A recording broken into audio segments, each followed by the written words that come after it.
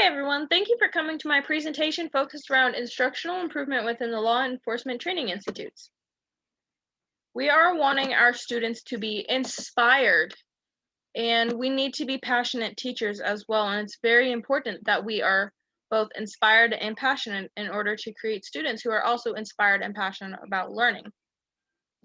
There are a couple topics that I wanted to talk about. The first one is that there is evidence that these planned lessons complete the following. They invoke appropriate challenges that engage the students' commitment to invest in learning. They capitalize on and build students' confidence to attain the learning intentions. They are based on appropriately high expectations of outcomes for students.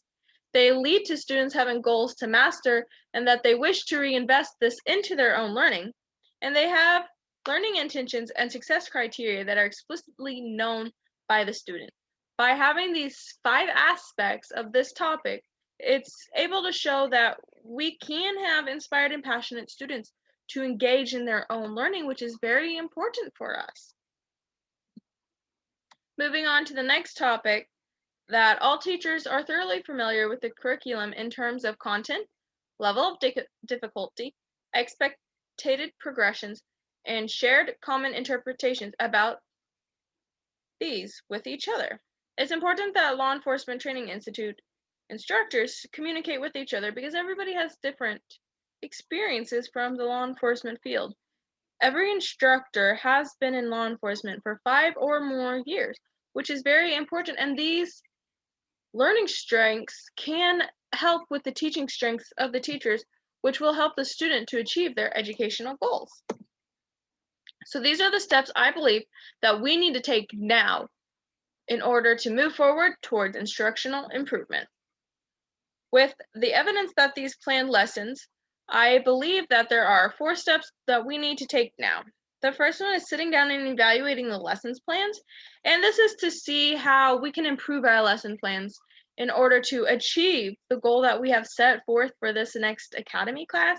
It's very important that we are able to help all of these individuals go forward into their career field.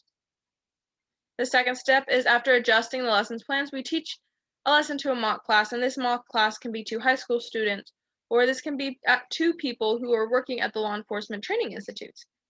After teaching the class, we will hand out an evaluation sheet that we created, and this will be able to give us information back from the students in order to improve for the next academy class so we can better achieve our goals. After the evaluation, we would make the appropriate adjustments and present to our next academy class. When we look at the fact that all teachers are thoroughly familiar with the curriculum in terms of content, level of difficulty, and expected progressions, I only saw 2 steps that we needed to start with. The first one is knowing that law enforcement instructors all have different backgrounds in law enforcement and have been in law enforcement for a while. They would need to continue researching and they need to continue their education in order to better teach our future law enforcement officers.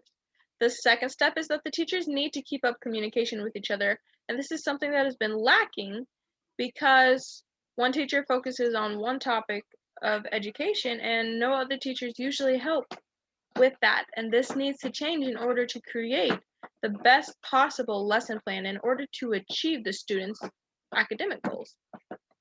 Research-based information. When we look at that there is evidence planned with these lessons, there are 5 components in this of the learning equation. They are challenge, commitment, confidence, high expectations, and conceptual understanding. Each of these are important because they all focus on different aspects where challenge focuses on students' criteria performance with being successful.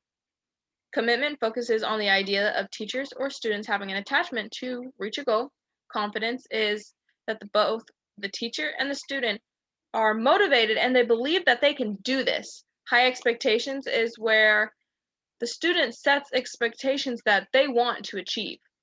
And then conceptual learning, there are 3 aspects of it, which are surface, deep, and conceptual understanding. And when you combine surface and deep understanding, this can create a development of conceptual understanding. When we look at that all teachers are thoroughly familiar with the curriculum, We know that national, state, and local curriculum needs to be reviewed, and lessons always need to be updated. This is something that needs to be checked every single time. And then planning is also very important. It focuses on the resources and activities for the lessons for the learning approach that will help achieve our goals. And then the topics that are taught in the class are important, and how we teach them are important because we want to show the students that we are inspired and they have an appropriate teacher for their learning environment. The Rigor and Relevance Framework, what is it? There are 4 different quadrants, Quadrant A, B, C, and D. Right now, we are sitting in Quadrant B, which focuses on real-world predictable situations and real-world unpredictable situations, but it also focuses on applying, understanding, and remembering.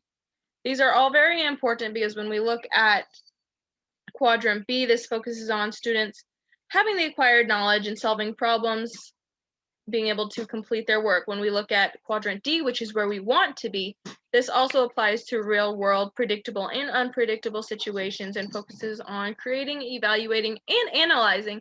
And this is that the students can think in complex ways, which is needed in law enforcement. Technology is very important. Technology can help move forward our classroom, and we need to act on this.